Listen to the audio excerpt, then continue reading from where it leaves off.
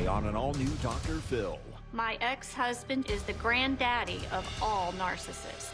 An ex-wife's angry accusations. He's told my daughter I abandoned her, which I never did. Did she bail on this child? I believe so. Christina's not there for her. I am there for her, Jim. I'm there through hell or high water. But you're not a good example for her. If he's so bad, what the hell are you doing leaving your daughter with him? A daughter caught in the middle. So much stuff has happened. It wasn't, I'm sorry, I'm a mess. Jim has allowed my daughter to do provocative webcam videos from her bedroom.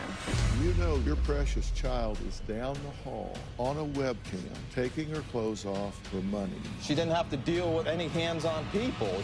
It's just through a camera. Let's do it. Have a good show, everybody. Here we go. This is a safe place to talk about hard things. Stand by. We'll count you down. Today's going to be a changing day in your life. 5, 4. I am not giving up on you.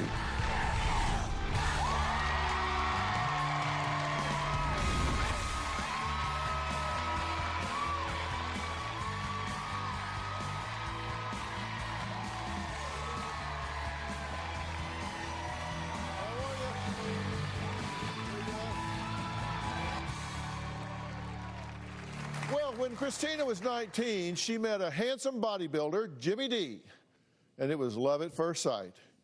They married and were soon blessed with a beautiful daughter, Tara, who was Daddy's little girl, spoiled from the minute she was born. But we all know life doesn't always turn out the way we expect. And so, flash forward years later, and Christina and Jim are divorced. And 21-year-old Tara is living with her dad and his new wife, who just happens to be the same age as Jim's daughter, Tara. Now, Christina says Jim was a horrible husband, and she was forced to walk away from the family when Tara was just 13. Now, since then, she says Jim has let Tara get away with anything, and now even allows her to work as a webcam model in order to help pay the bills. She says he is turning their daughter into a raging, angry monster with low self-esteem. Take a look. My ex-husband, Jim, is the granddaddy of all narcissists. He used testosterone because he was a bodybuilder. He was always concerned about his appearance.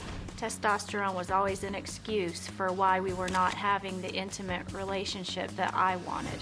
I left him because of the emotional neglect, sexual neglect, and the financial problems that we were having. I do not regret leaving Jim, but I never intended to leave my daughter with him permanently.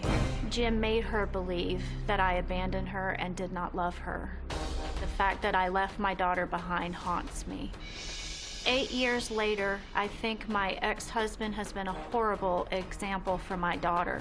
Jim puts absolutely no boundaries for her. When she was 14, he allowed boyfriends to spend the night at the house. Jim was even charged with felony child endangerment for allowing Tara to smoke spice in the house. Jim has allowed my daughter to do exotic dancing and provocative webcam videos from her bedroom.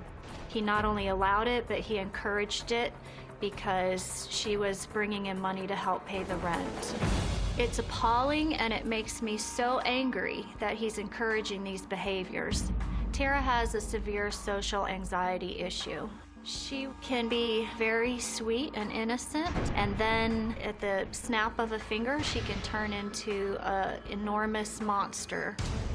Jim's bad parenting is directly related to the issues my daughter is having. Jim's current parenting abilities should be criminal.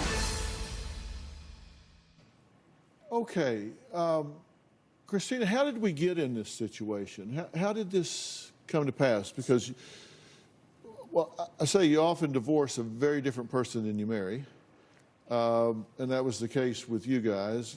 How did we get here? What happened? Well, it all fell apart, like a really bad train wreck happening. How long did you parent together? Until she was, I'd say, in kindergarten, we parented pretty good. He says you bailed, that you abandoned your daughter and you're just out of there. you say that didn't happen. No, I never How long abandoned. has it been since you have been actively in your daughter's life? I've always been there for my daughter. I never left her. When I did leave for 2 weeks, when I knew the marriage was not going to make it, I came back to try to fix things, not to try to fix things. I came back to try to figure out how we were going to handle the divorce. And Tara was very angry at that point that I had left the house. She showed in a very strong way that she wanted to stay with her father. And I think because I was always the disciplinarian in the house, and it was just easier to be with him. But you said I haven't seen her much since I left. I've seen her, but it's always directly controlled by how Tara behaves. When we do things together and she's acting like the sweet girl that she can be, I've taken her places to, like, all the time, to the aquarium, to the zoo, to Pigeon Forge. We would go to movies. We would have dinner when things were good. But when Tara had that other side of her that came out, it was very hard to be around her because she was angry. So how and she often do didn't you want to see be her? around me. How often do you see her? It's inconsistent. I'd say maybe once every 2 weeks. I call her and text her often, but I mean, it's all directly dependent on her. If our conversations end in "I love you, Mom," I'm way more apt to call her the next day and talk to her. If they end in "you, Mom, I hate you," then it could be a month, it could be 2 months before I talk to her. Is she going to say that she sees you on an average every 2 weeks? Because that's not what she's telling me. It might not. It's inconsistent. Sometimes it's 2 weeks. Sometimes it could be a month. It could be 2 months. It just depends on how That's a we've pretty ended. big range, 2 weeks to 2 months. It is. That's what I'm saying. It's inconsistent. Okay. And And you say Jim has alienated her, made her believe you don't love her. I believe he has. He's told her things like I abandoned her, which I never did. They've always known my phone number. They always know where I live. I've been there financially. I try to give them money. I buy her school clothes. I've been there to do things with her. I've never stopped trying, but a lot of times she won't let me. She won't let me be there for her. Why is she living with her father and not you, particularly when you say the conditions are so deplorable? Tara showed that she absolutely was so angry at me for leaving that she did not want to come with me. I could have probably fought for her during the divorce, but she did not want to be with me. I was always the one making... Well, do we have the tail wagging the dog here? Are we letting the child make the decision? She didn't want to be with you, so you said, well, okay, I won't fight for her? I'm just trying to find out. It's not just that she didn't want to be with me. It's an angry kind of...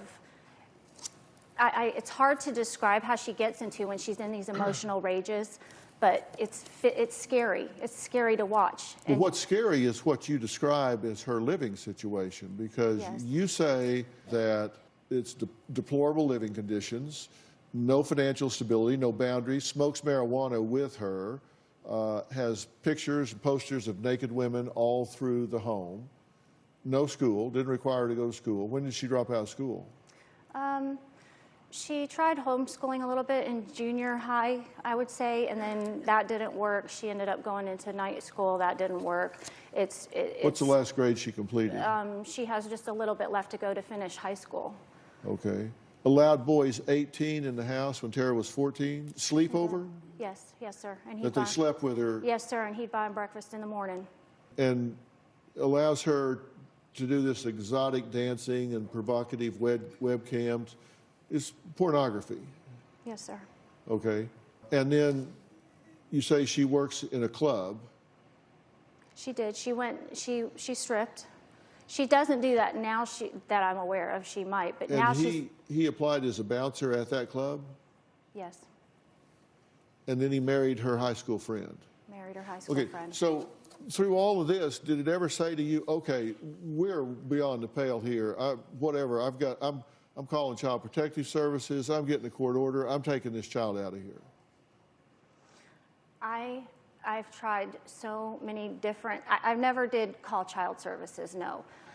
When I left, I never imagined that these conditions would be like this. I wouldn't have left her there. Okay. I never imagined it could get that bad. Did she bail on this child? Yeah. if I'm so bad, why would you leave your child with somebody that's not a good dad? I was a good dad. And later, I'm interested in putting Tara's interest above everybody else's. I just don't want it to make I have it to sound defend like myself. I You're going to abandoned bring her. it up. I'm going to talk about it.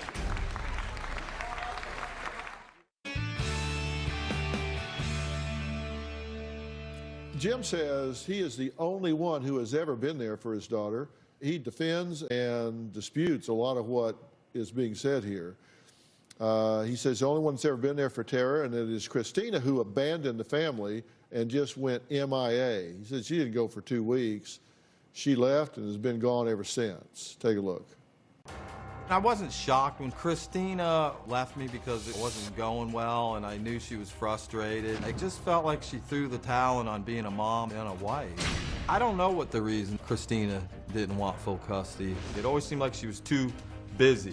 When she walked out, I was like, I don't have to deal with that anymore. When Christina left, she didn't even speak to me. Tara didn't get along with her mother. Tara told me maybe it was my fault, and I said, no, honey, it's not your fault. Your mother and I tried a lot of things, and it's just not working out right now. But as a parent, you know, I would want my child to have peace, whether she's living with me or living on her own. Right now, she's not equipped for that. That's why she works out of the house, doing her own thing, so she doesn't have to deal with people.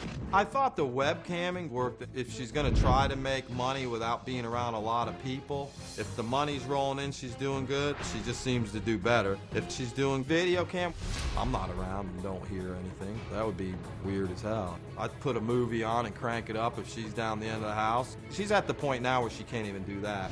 Apparently my ex-wife says that I'm easygoing and more of a buddy and friend than a parent. If that's the case, why did she leave? I've been there for my daughter. How dare anybody say that bailed out? I'm doing everything I can. Well, Jim's going to join us now. Jim, come on out.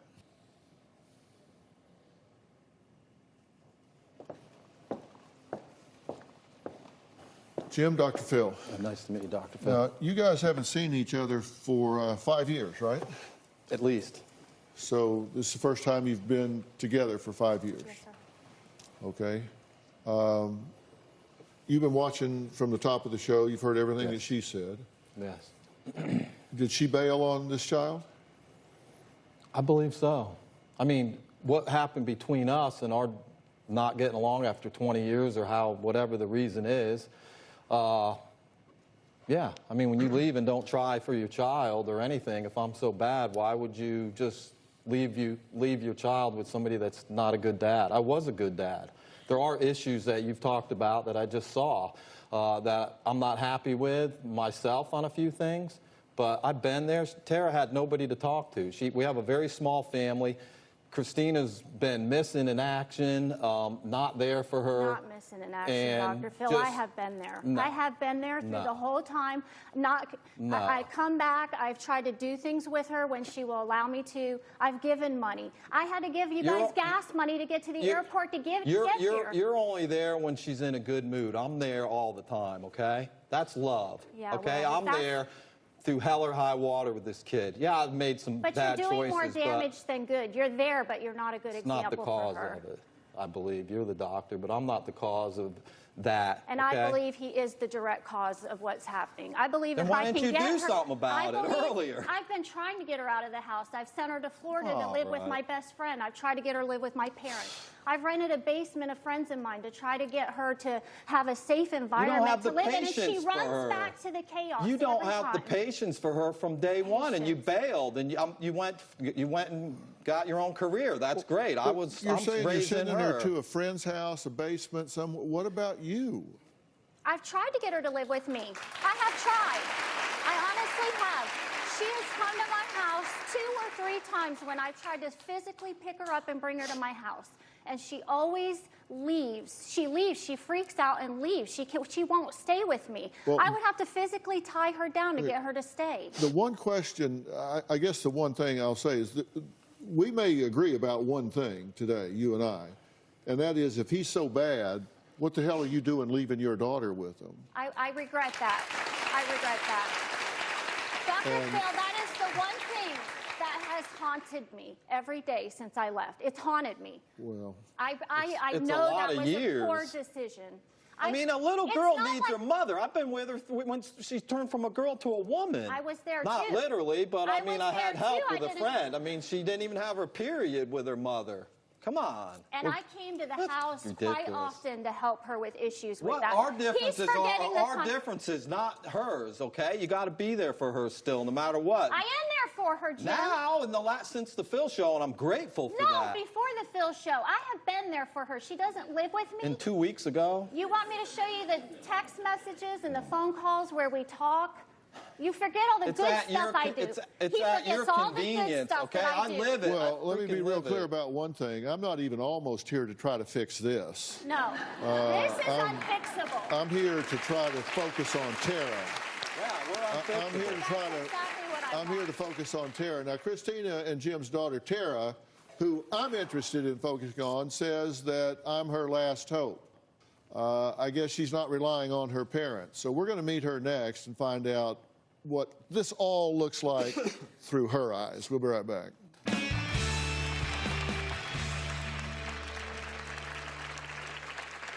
I have no idea why my mom left. Since she left, I definitely have felt more anxious and overwhelmed. I have anger in me that I can't let go of. I feel like I'm gonna cry. My heart's beating out of my chest and I torture myself. I hate it. And later, It's not like I was never there, Dr. Phil. Not You weren't physically. there. I'm raising her. I'm the mother and the father. I cook, I clean, I do everything. I But have you no don't help. have gas to get her to the airport. Jim blames Tara's mental health problems on genetics. I think what Tara deals with starts out as genetic because her mom dealt with that. Jim feels like Tara's social anxieties and outbursts and rages are directly related to my side of the family. well, Christina walked out on her family 8 years ago, according to her husband, claiming that she was torn down by his narcissism. Now, Christina says she needed to get away, not only from Jim, but also from her daughter Tara, who was 13 years old at the time and did not want her around, flew into rages because she says she left. Tara says she cannot understand why her mother abandoned her and feels nothing but anger and resentment towards her. Up until my mom left, life was pretty normal. Once she left, I felt empty and alone and really confused. I have no idea why my mom didn't fight for me. I don't know why she didn't want me to be with her. Since my mom left, I definitely have felt more anxious and overwhelmed. I don't know what's wrong with me. I don't know why I'm like this. I have a very negative outlook on life. I feel like people are out to get me. What triggers me is some form of abandonment, people's comments, everyday injustices. I know when it happens, but it's hard to pinpoint exactly what caused it. Through sitting here and thinking about things and overthinking everything. I started feeling that way today. I'm feeling like that now, to be completely honest. I feel mad. I have anger in me that I can't let go of. I feel like I'm gonna cry. I feel like I don't know how to handle it. Like my heart's beating out of my chest, and this is what I go through every day. It's like I'm fighting with myself, and I know no one's out to get me here, and you guys are trying to help. I torture myself. I hate it. Feeling alone and abandoned amplifies whatever these problems are that I'm dealing with. My relationship with my mom is rocky. We can't communicate at all without things turning into a fight. The problems that I have now weren't as severe when my mom and dad were together, so there would have been no way for her to understand me. When my mom left, it felt like I didn't see her for years, and I had a lot of anger and resentment towards that. I've called you probably like maybe 50 times, and you didn't answer. She didn't try to talk to me, I didn't try to talk to her. She stopped being a mom, and I had a lot of resentment for that, so we didn't talk. No one was there to show me what a good parent looks like. How am I supposed to know if my dad was a good parent or not? To me, he was a great parent because that's the only love I ever knew. Well, Tara, I'm glad you're here. Thank you. How do you feel about being here? Overwhelmed and anxious and really scared, but hopeful. Are you glad you're here right now? Yes. As difficult as it is, you're glad you're here right now? Yeah, this is really my last hope, honestly, so thank you for having me here.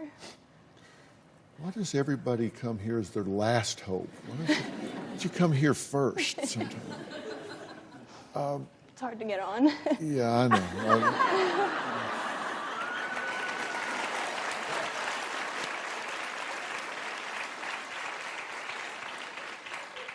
Get out of here. No, I'm glad you're here now. Look, I want us to be candid today. Listen, you can be here with try to look good and cover yourself. You can be here to try to look good and cover yourself. Or we can decide, maybe for the first time as parents, to truly be fiduciaries. To truly, for the first time, to put this child's interest above your own. To say, I don't care how I look, I don't care how it comes across, I'm going to be completely honest, unvarnished truth, and put Tara's interest above your own. I have. Can you do that? I've been doing it for the whole time. I'm not perfect. I messed up. It's on tape. I was an idiot. It'll come out again in certain times, but overall, I've been there. Well, just for today, will you? Yes, sir. Don't try to cover yourself. No, it's not about that. I mean. So, as your father, and your father has provided a roof over your head, he's been there. Yes. No question about that. I give you that due. But has he dragged you into negative situations about your mother? What do you mean by that? Well, I have two rules in dealing with children. There are two overarching rules, and one is never hold a child responsible for something they don't control. You don't put them in a situation where they feel like they're responsible for something they don't control. And number two, don't ever ask them to deal with adult issues. Yeah. Did he talk to you about your mother having affairs? When I got older and was confused about why she left and why she wasn't there, that's the answer I got, because that's the truth. Older is 14, 15? Yes, sir. Can I add just something right there? Not yet. Okay. So he would talk to you about those things. Yes. I was aware of the affair, yes. And what did you feel when you were talked to about that? Anger that she would do that, because from what I saw, he was a good husband to her. And I didn't understand that, but at the same time, I know we're all people, and I was not in a relationship with him, so I don't know what that was like, so I can't know how Do that you felt. see that that violates both of my rules? Yes. He's getting you involved in something over which you have no control and putting on you an adult issue. But honestly, like, her leaving was an adult issue, in my opinion. Like, her being gone, that was an adult issue, so she's the one that You see, the problem started about that. bringing a child into something like that is you don't know everything that goes on between the two of them. You know what he tells you, you know what she may tell you, but you don't know what goes on between them behind closed doors. You don't know what he said to her. You don't know what she said to him. You don't know what has gone on between these two when you're not there. correct. At 14, did you have 18-year-old boys staying at your home? Everybody dates people, so I'm not really sure Did exactly you have what boys she's spending the talking night at your about. house? Yes. Closed captioning provided by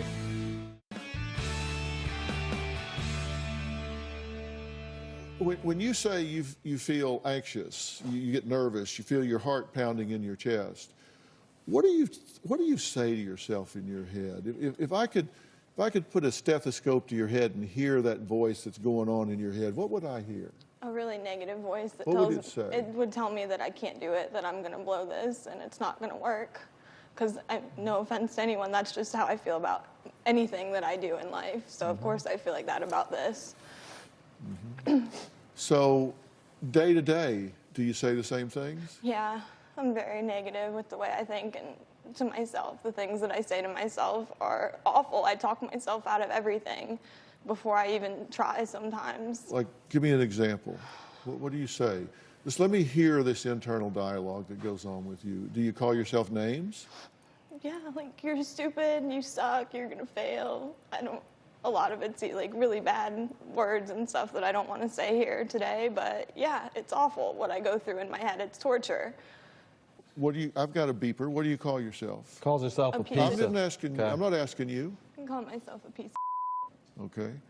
And and a failure. and why do you think that of yourself? Because I feel like I can never do anything right, and everything that I've tried hasn't worked out. Okay, and why do you think that is? I'm really not sure. Maybe if you were a better child, she wouldn't have left. That's how I feel a lot of times, I'm awful to myself. I'm such a mess. Like, I feel like I've lost my mind. I can't even think a lot of times. Seriously, if yeah. you can't even make your mother love you, really? How worthless are you if you can't even make your mother love you? Right. Is that what you say? Yes. Along those lines, it's a dark hole. It's like it's a spiral downward. It just goes down and down, no matter what the situation is. It's an everyday thing. It could be something positive, and I'll find the negative in it. So, of course, when there's negative situations at hand, it's impossible to deal with because I do that with everything. I talk myself out of it. At 14, did you have 18-year-old boys staying at your home? I don't remember that specific incident that I saw her when I was backstage. I saw her talking about that. I really don't remember. Yeah, I dated people, but I don't remember specifically how old they were. I dated, everybody dates people, so I'm not really sure exactly Did you have what boys she's spending talking the night about at your there. house? Yes. While you were a teenager? Yes, sometimes I would spend the night Not that at other young. people's house. Sometimes, She wasn't 14. It wasn't that often that happened. It wasn't like it was an every night thing. Maybe once or twice it She happened. was like 18 probably. Wasn't 14. I wouldn't. That's Coming up, I want to find out what Jim did with his daughter that ended up with his arrest. We'll talk about that after the break.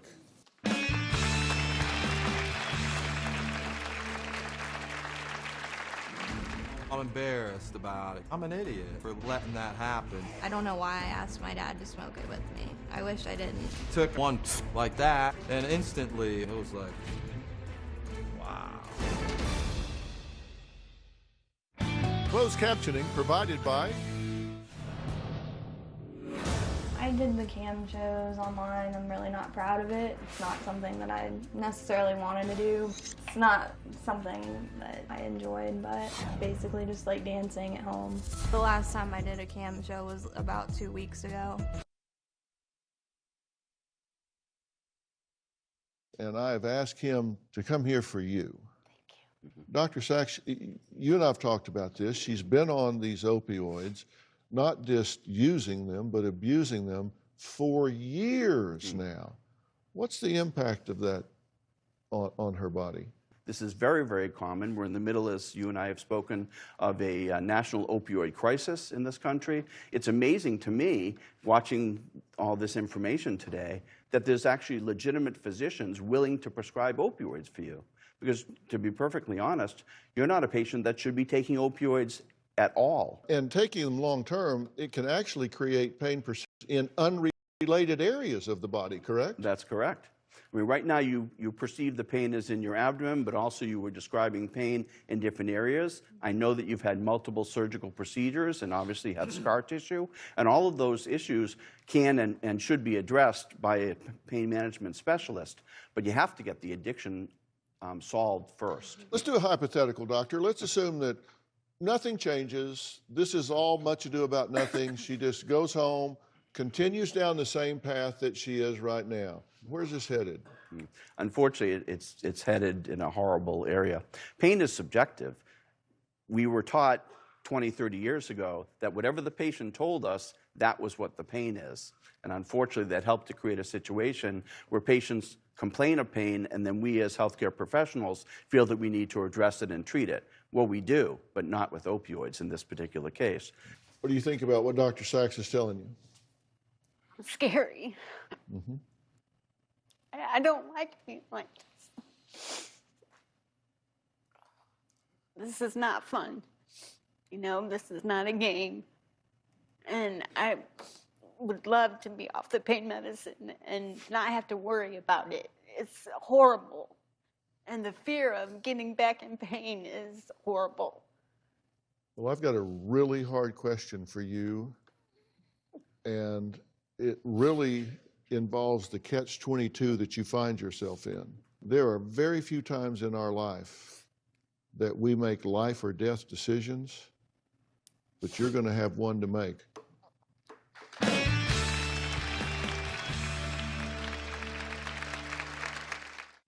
Closed captioning provided by Alex. In short, do you believe that if your mother continues on this path, she will die soon? Absolutely. I want her to get better. I want her to get off the pain pills. Demetra, what do you think? In my eyes, Mom's already dead. Like she's a walking zombie. I don't have my mom. And you miss her?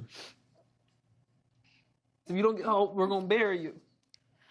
We're going to bury you. You understand? Yes. You're going to be gone. And I'll have to tell people why I didn't do more to get you help to keep you alive. I don't want that for you. I need you to, I need I you don't to want. get I better. don't want my kids to feel like that. The catch-22 that I said, the decision you have to make is, if she gives this up, it's like walking into hell for her because of the pain that sits on the other side, the withdrawal, the sickness, it's like flu on steroids times 10. But what I'm telling you is there is help for this. I want to introduce someone, and this is Dr. John Caldwell. He is the Chief Medical Director for Meadows Behavioral Health Center. And the Meadows specializes in treating opioid abuse, pain, and trauma, along with the co-occurring disorders, specifically in older adults. This is located in a really peaceful, natural setting in Wickenburg, Arizona. You can help her, correct? Yes, we can help you. And addiction ultimately is a family disorder. We can help with that piece as well. We'll be able to provide you with the medical supervision and care that you need to be able to move through the process of coming off the opiates, and then help you with the tools that you need to be able to manage life without opiates. And there's hope in that. And the key here is medical supervision so you can get back to being who you are. I'm offering you this help. Will you take it? Yes, I will. All right. I want to thank all of my guests today, including Dr. Gerald Sachs, Director of Pain Management at the Pain Institute of Santa Monica, and a special thanks to Dr. John Caldwell, the Chief Medical Director from Meadows Behavioral Health Center. Judy wrote to me on this post, "Your care and concern for people is genuine and very evident each and every time you sit and talk to someone. That's why I think that she's talking about BAM, reached out to you. I know that you guys write and post things on my social media. I do pay attention to it. It also gives me direction about what we need to talk about up here. That's all for today. We'll see you next time."